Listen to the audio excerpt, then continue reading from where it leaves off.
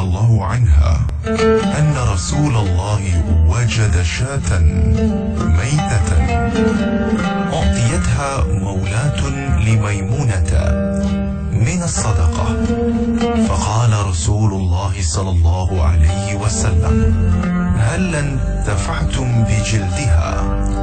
قالوا: إنها ميتة.